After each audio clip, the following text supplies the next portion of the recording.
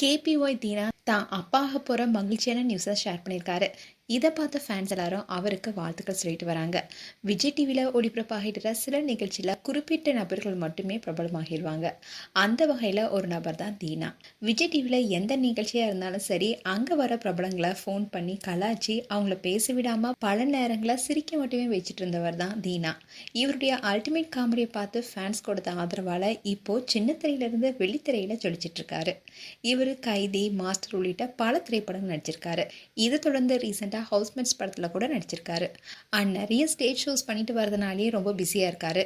இவர் ஆரம்பத்தில் கலக்க போவது யார் நிகழ்ச்சியில் கேமராவுக்கு பின்னாடி ஒரு துணை இயக்குனராக பணியாற்றிட்டு வந்தார். அந்த சமயத்தில் தீனாவுடைய காமெடி திறமையை பார்த்து சிலர், இப்படி நீ கேமராவுக்கு பின்னாடி இருக்க வேண்டிய ஆளே இல்லைப்பா, நீ கேமராவுக்கு முன்னாடி இருக்க வேண்டிய ஆள்னு சொல்லியிருக்காங்க. இப்படி தான் இவர் கேமராவுக்கு முன்னாடி வந்து பலரையும் கலாய்க்க தொடங்கியிருக்காரு.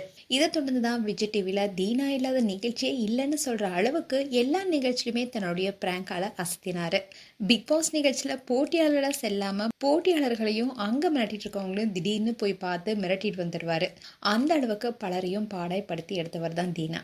இப்போ அடுத்தடுத்து பல திரைப்படங்களை பிஸியாக நடிச்சிட்டு இருக்காரு.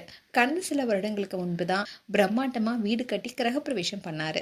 இன்னொன்று தான் தீனா 2 வருஷத்துக்கு முன்னாடி பிரகதி என்பவரை திருமணம் செஞ்சார். இன்னொன்று தான் பிரகதி இப்போ கர்ப்பமாக இருக்காங்க.